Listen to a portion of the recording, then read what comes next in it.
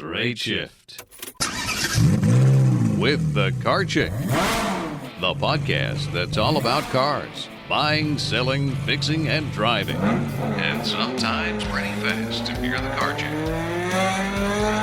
Now, here she is.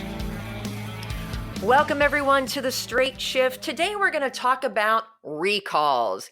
It seems that a day does not go by that we don't hear about some sort of recall affecting millions of vehicles, from everything from anti-lock brakes not working correctly to engines catching on fire. Seriously, there is never a dull moment in the automotive industry. But what exactly constitutes a recall for an automobile? How does that process work? How are they issued? What constitutes a recall versus just some other annoying problem? And what do you do if a recall has been issued on your vehicle? Or how do you know if one is even existing on your vehicle in the first place?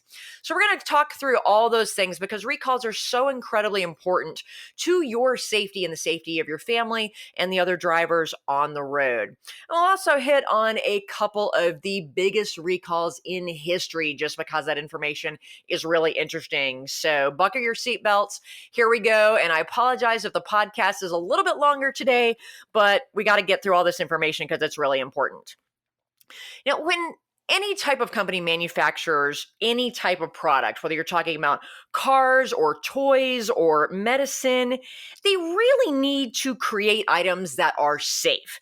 Now, this does not always happen, but it is essential to, the long-term value and the success of the corporation and the reputation of their brand. But hey, guess what? In the United States, it's also required by law. You got to protect the consumer. And while obviously we want everything to be perfect, the reality is nothing ever is, and defects do happen, especially when you're talking about a product as complicated as an automobile. So when a safety defect occurs, the auto manufacturers are supposed to initiate some sort of recall to address the problem. And most of these things are pretty simple and routine.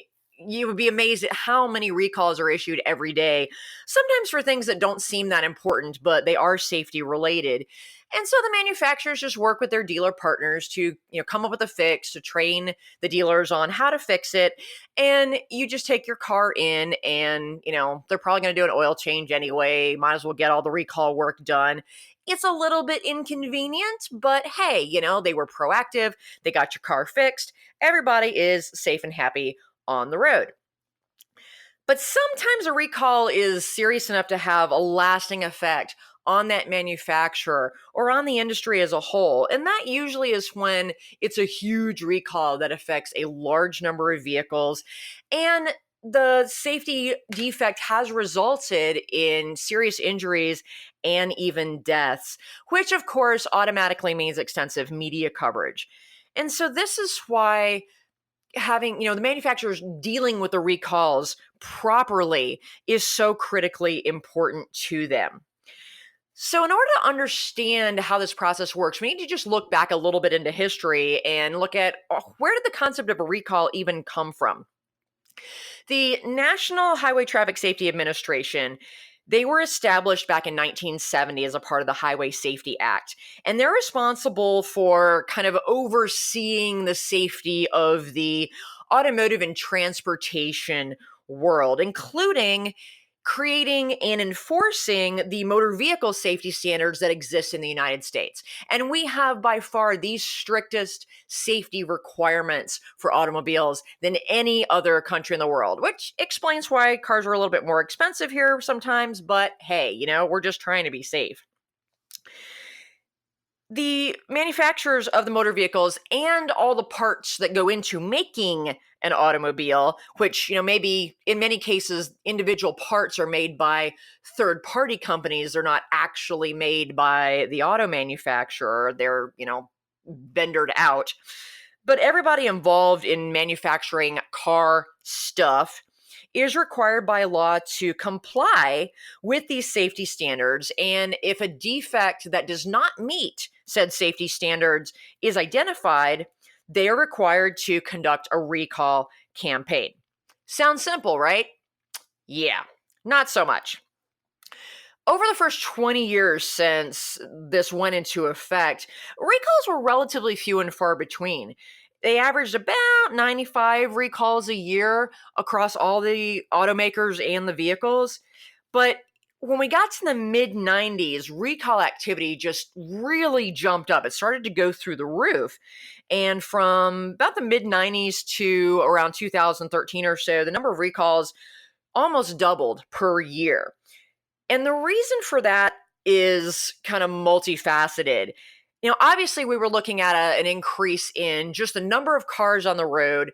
More manufacturers entered the market, therefore, different makes and models were out there. So, naturally, just due to the numbers, you were going to see an increase in the recalls.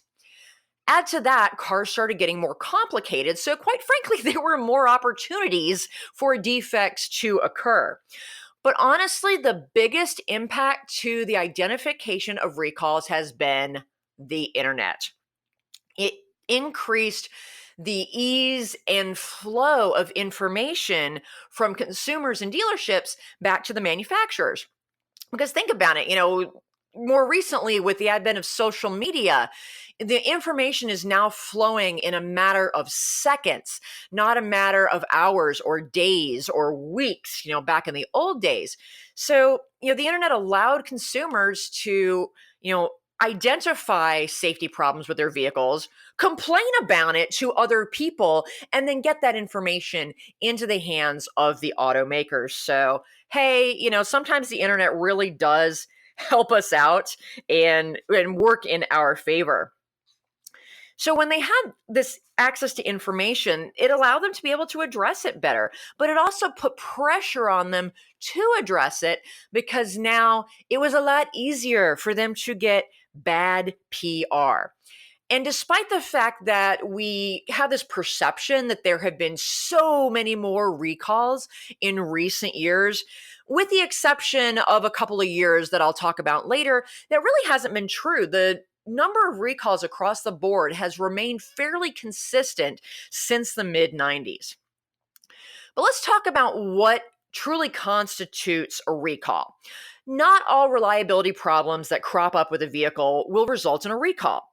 A recall is strictly a safety issue. So if you're having a problem with your navigation system being a little wonky, that's not going to be addressed with a recall because it's not safety related. Technically, you might drive off a cliff, but really that's your fault, not the car's. But, a faulty airbag that, say, explodes in your face and detonates deadly shrapnel all through the car, yeah, that constitutes a safety issue and therefore a recall.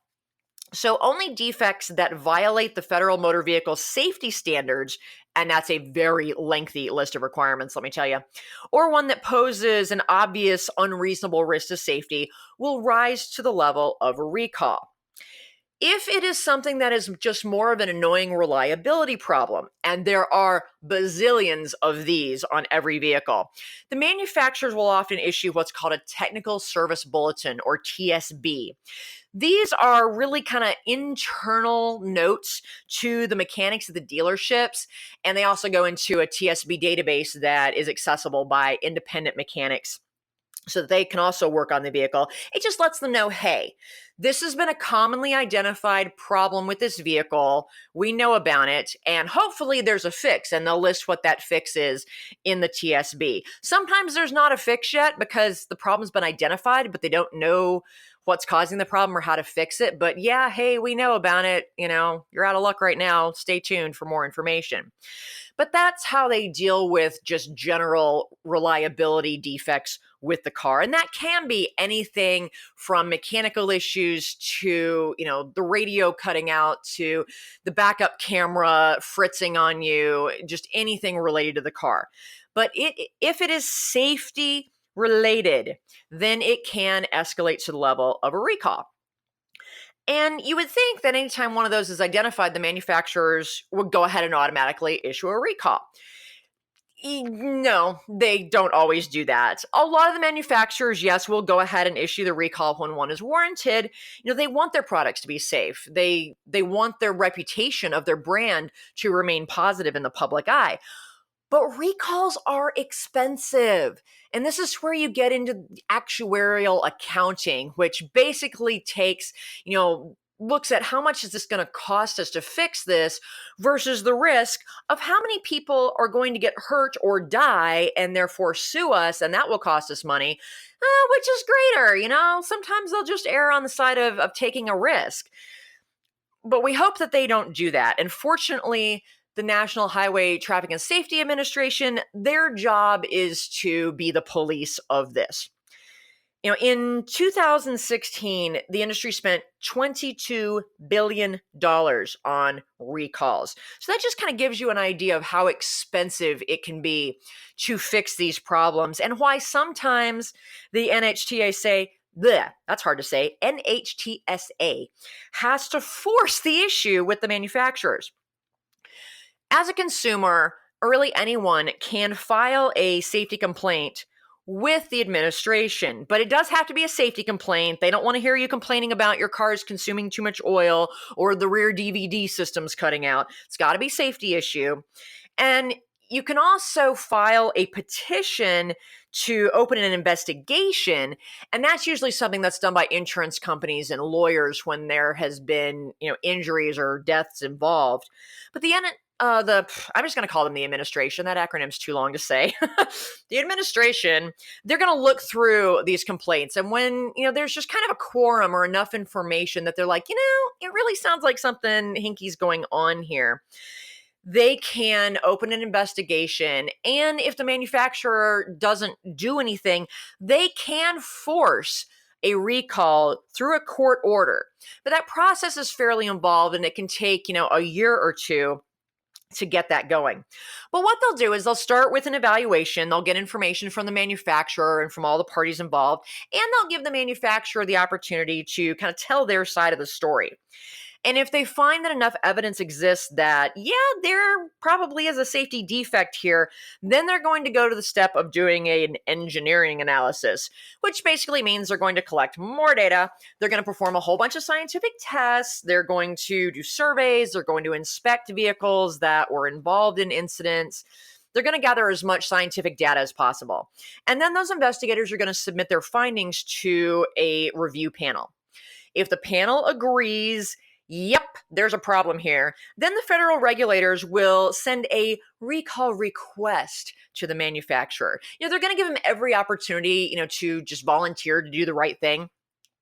But if the manufacturer refuses to issue a recall, then they're going to convene a public meeting, literally like a town hall where the manufacturer, probably their lawyers, any third parties that are involved or interested, and the general public can literally show up and discuss and debate the issue.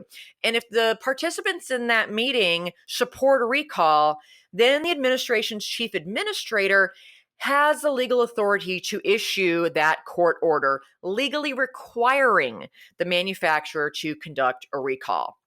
Now, the manufacturer can technically challenge that ruling in federal court, but it rarely happens because, let's face it, the bad press alone from that would cost them way more than just shutting up and dealing with the recall.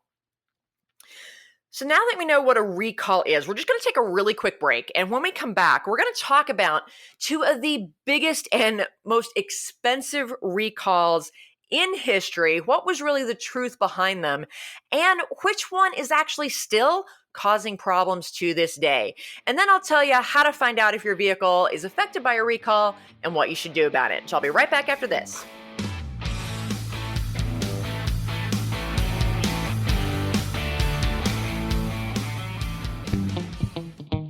Do you hate car shopping? Do you worry about being taken advantage of or about finding the right car at a great price? Buying a car can be a frustrating and time-consuming experience. But what if you could get a great deal without having to do a ton of research, without having to haggle, and without the fear of buying a lemon? You can. As your personal car shopper, the Car Chick will help you pick the perfect car based on your unique lifestyle, budget, and personality. She'll handle all of the legwork and negotiating for you. All you have to do is sign the papers and take the keys. It's that easy. To learn how the Car Chick can save you time, money, and hassle on your next car purchase, give us a call at 704-248-8706. That's 704-248-8706. Or visit us on the web at thecarchick.com. Ah, the Car Chick is back for more Straight Shift. Welcome back to the Straight Shift. We're talking about recalls, those defects in a vehicle that can affect your safety and therefore rise to the legal definition of a recall.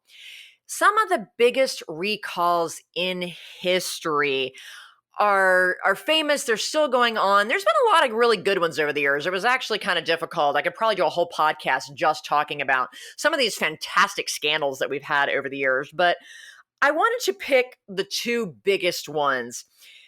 Does anybody remember the infamous out-of-control gas pedals of about 10 years ago that caused the unanticipated acceleration in the Toyota Prius? I mean, honestly, people, it's a Prius, so any amount of acceleration is probably going to be unanticipated, but legit, there actually was a problem about this, and it affected 9 million Toyota and Lexus vehicles from 2004 up through, I think, about 2010, and it caused the gas pedal was sticking, and so the acceleration, the gas pedal was in the open position, and it was causing some runaway vehicle incidents. And the reason that this got so much press was for a couple of reasons. Number one, you just don't expect problems with Toyotas. Their reputation for reliability actually worked against them in this case. And there were some slightly sensational stories about some criminals who were claiming that, it was the Toyota problem. The car ran away from me. No, they had just committed a crime and were trying to get away, and they got caught, and they tried to blame it on the gas pedal on their Toyota. So there were a few incidents like that, which were fairly amusing, but unfortunately, there really was a legitimate problem.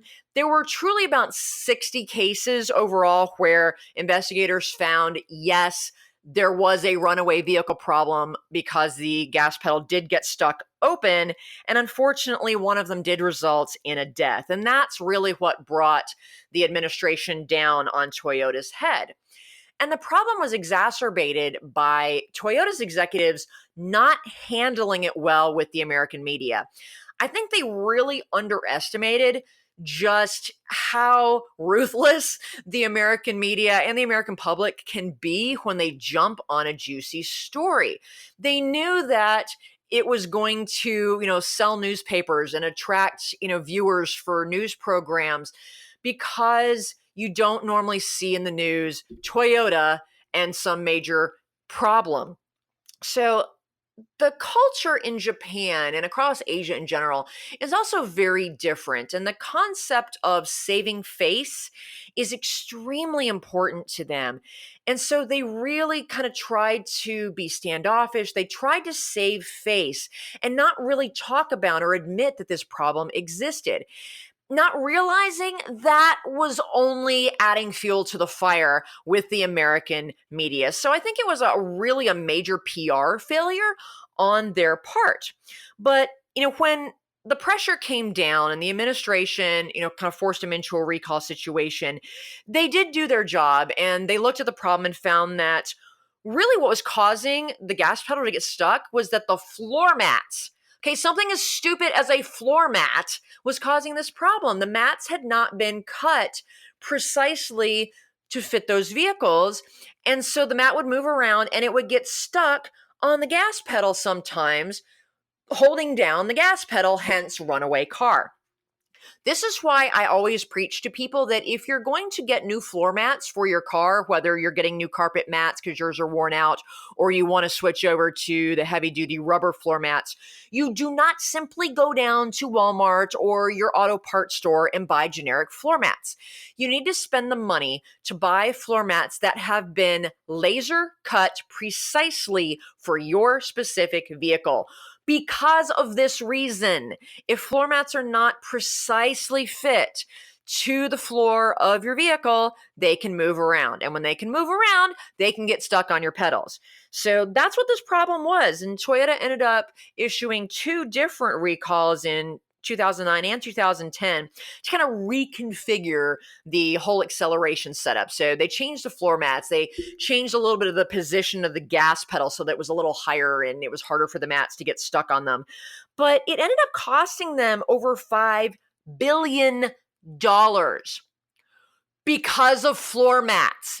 And one of the reasons it cost them so much was because they drug their feet and they didn't handle it as well as they should have. And they blew a whole bunch of money that they didn't necessarily need to blow had they just dealt with the situation and figured it out in the first place. Because let's face it, floor mats, not that expensive. So that was a big lesson for Toyota and for all the automotive industry on how not to handle a recall. To date, that is the most costly recall in history, although that may change soon, but it certainly didn't affect nearly as many vehicles as a lot of other recalls. And the infamous Takata airbag recall, which, unless you have literally been living under a rock somewhere, you've probably heard of this, or maybe you've been living in Manhattan and you don't have a car anyway. But this is definitely the largest recall in history. It's affected about 70 million vehicles worldwide so far. It started in 2013, but guess what? It's still going on. Takata is a Japanese corporation, and they manufactured various different auto parts, including airbags and airbag parts across 4 different continents. This is a huge company, and the airbags in question, and really the inflator component of an airbag, when an airbag inflates, it's like a little tiny rocket launching behind your dashboard or wherever the airbag is. They use a chemical propellant, basically a small explosion, to cause the airbag to deploy in the event of a crash. And what was happening was sometimes the airbag itself would rupture because the inflator, it didn't just deploy, it detonated. And the airbag would rupture and shrapnel would go flying around the cockpit of the vehicle, injuring and in several cases killing the occupants that it was supposed to protect. So they've been manufacturing airbags since 1988. You'd think that they would have gotten it figured out by then, because by the time this recall reared its ugly head, they held over 20% of the global market. So that's why so many millions and millions and millions of vehicles worldwide were experiencing this problem. And Honda was the first manufacturer to identify this problem, partly because Honda globally is one of the big vehicles, but they began issuing a recall of their vehicles voluntarily because they discovered that they had several cases where, it was about over 100 cases where serious injuries had resulted, and a total of 13 documented deaths at that point had happened because of the airbags. And so, Honda really jumped on this, kudos to them. And of course, it was Takata's fault because they were the manufacturer of the airbag. Honda didn't have any control over that. And Takata initially admitted that their Mexican subsidiary, because the airbags were made at their plant in Mexico, that they had screwed up the manufacture of the explosive propellants and the chemicals that are used to deploy the airbags. They believed that the problem was that excessive moisture and humidity was getting into those chemicals and changing their properties and causing them to deploy and basically detonate incorrectly. But they didn't really know which vehicles were going to be affected because their parent company kept really crappy records. So they didn't have a link to be able to trace which of these airbags ended up in which vehicles worldwide. They just kind of shipped them out and said, hey, here's an airbag, put it whatever you want it, in any vehicle. So there wasn't a link to adequately trace them. Usually in the manufacturing process and the assembly of cars, every single part, every bolt, every screw, every panel, everything, has a serial number on that part, and which VIN number that part got put on, so you know exactly which parts were on what cars, or at least what batches of manufactured parts went on what cars. And that's how they can identify if there is a faulty part, which cars exactly, down to the VIN numbers, are affected by that. This did not happen because Takata did not keep stupid records. And so by the next year, end of 2014, more injuries, including the death of a pregnant woman and her baby due to the airbag shrapnel. The National Highway Traffic Safety Administration ordered Takata to issue a nationwide recall. And further investigation found that, guess what? Takata had known about the problem, or the potential for the problem, long before 2013, long before it became public knowledge and these incidents actually started happening. So they got slapped with a fine for $200 million for being irresponsible corporate jerks. But it gets even better. In 2016, a truck that was actually transporting these airbag parts itself was involved in a crash, resulting in the entire cargo of these airbags to explode, engulfing a house and killing the poor woman who was inside.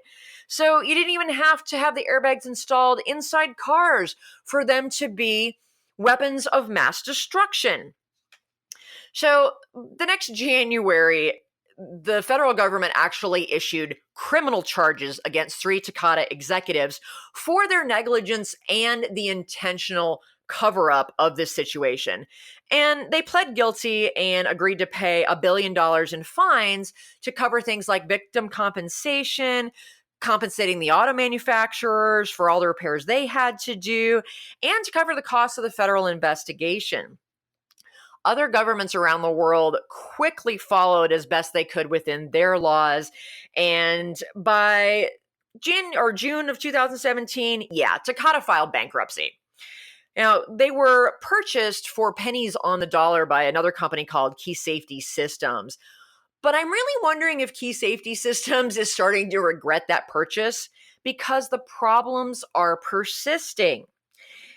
Even as recently as this past March 2019, Honda just issued another recall of over 1 million more vehicles after they found a crash involving a 2004 Honda Odyssey that had one of the replacement airbags that was supposed to fix the problem. That airbag ruptured. Fortunately, it only bruised the arm of the driver, but it still ruptured for the same reason. So the replacement airbags that it took Takata forever to get out to the manufacturers, they used a different chemical propellant that was supposed to not be as, affected by or vulnerable to moisture and humidity. Well, that didn't work either. So there have been problems starting to crop up now with the replacement airbags. This is ridiculous. And it's not even Takata's first major recall and scandal. Back in the mid-90s, they made a bunch of defective seat belts that the locking mechanism didn't work properly, and it actually could trap the driver and passengers in the car because the seatbelt truly locked and would not unlock. And in an accident, that can be extremely dangerous. You want the seatbelt to hold you in and keep you in the car and restrained as much as possible in an accident. But then you want to be able to unlock the seatbelt and get out of the car, especially if it's on fire. So that caused a humongous scandal, and they ended up recalling over 8 million vehicles at a cost of $1 billion back in the mid-90s. But, of course, only after a 9-month investigation by the National Highway Traffic Safety Administration. So, bottom line, Takata as a corporation sucks. They make defective products, and then they don't do their corporate responsibility of owning up to their mistakes and fixing them. So, they're bankrupt. They're going bye-bye. But the poor company that bought them is dealing with, new recalls continually being issued on the replacement airbags. So it's really scary to think that, any one of us could get into our car and, see, have an airbag, not do its job and protect us, but actually cause further injury or even put our lives at risk. So, you know, if your car was affected by the Takata airbag, and you got a replacement one, just keep your eye out. I mean, obviously, this is a great motivation for not getting in an accident, but be aware that this, another recall could be issued on your vehicle. And if you never got your vehicle taken care of in the first place, just Google Takata airbag recall and you'll come up with a website. I can't think of it off the top of my head, but you can put in your VIN number and it'll tell you if your vehicle was affected by it. But literally millions and millions and millions of vehicles worldwide have been affected.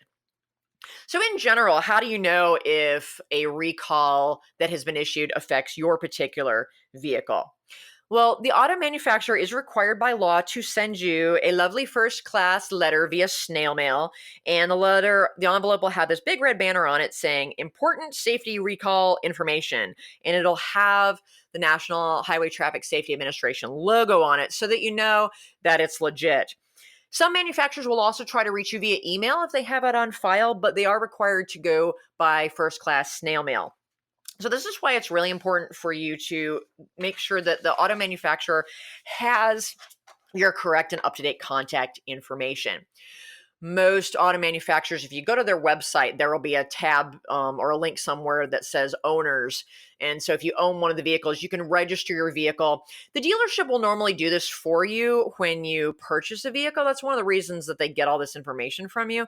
But it's a good idea to make sure that you have, your information is registered with the manufacturer and that information is up to date so they can reach you in the event a recall is issued for your vehicle. You can also go to the nhtsa.gov. That's the government website, and you can put in the VIN number for your car, and it will tell you if there are any open recalls for your vehicle. So that's a great way just to be on the safe side, just in case you may have missed a recall notice. If you realize that, there's an open recall on my vehicle, just call your dealership. Give them the VIN number and say, hey, I just found out there's a recall on my vehicle. If you have the recall number, every recall is issued, a unique identifier by the Highway Administration.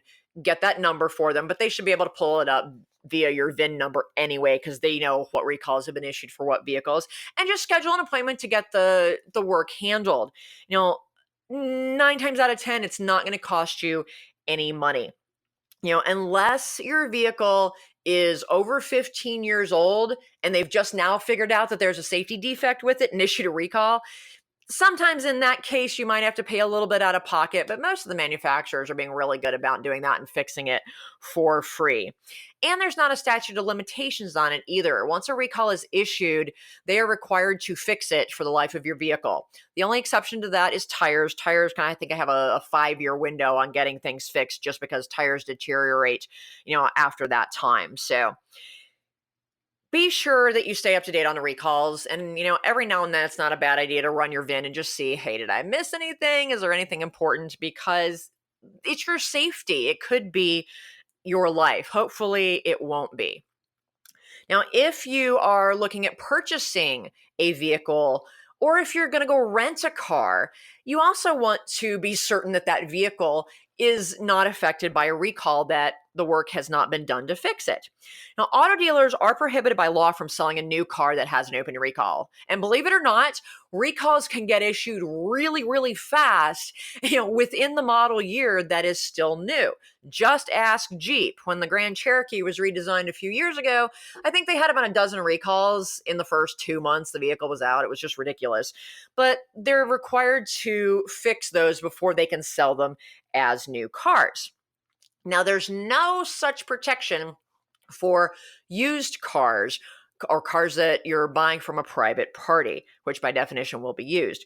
But most of the franchise dealers, your Honda stores, your Toyota stores, your Ford stores, the manufacturers will not allow them to sell a used vehicle of their brand on their lot that has an open recall.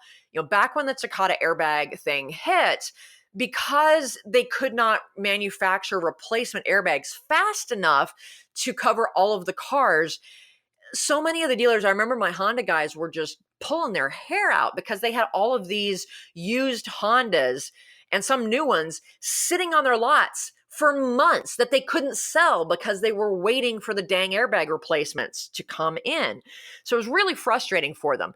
But, your independent dealerships and certainly private parties, they're not under anyone's thumb to not sell you a car that has an open recall. So it's up to you to do that homework. Get the vehicle's VIN number and run it through the Highway Safety Administration's website and just see if there are any open recalls on it. Most of the time that information will also be on the Carfax report. So that is one of the 30 odd pieces of data that I look for when I'm shopping for used cars for my clients. If there's an open recall, I'll run the VIN to see, has the recall been taken care of? If I have to, I'll call the customer service number for that automaker and be like, hey, here's a VIN number. I'm looking to purchase this car. Has this recall been taken care of or not? And if it hasn't, then you can require, or you can't require, but you can certainly request that the dealership get that recall work fixed before you agree to buy the car. Some will, some won't, but it's just always a good idea to know that that's out there. Fortunately, they recently passed a law that prevents rental car companies from renting out cars that have an open recall on them that has not been fixed. So you don't have to worry about renting, a potential death trap of a car. I hope this information has been helpful. I know we went a little bit over, but there's just so much to talk about with recalls, and they're so critically important because they do relate to your safety.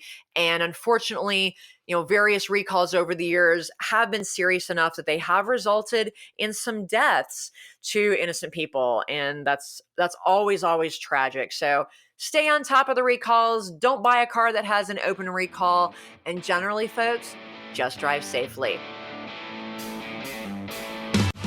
The Straight Shift podcast is copyright Leanne Shattuck, the Car Chick, 2017. All views expressed by guest and or co-hosts are those of the guest and or co-hosts, and not necessarily those of Leanne Shattuck or the Car Chick.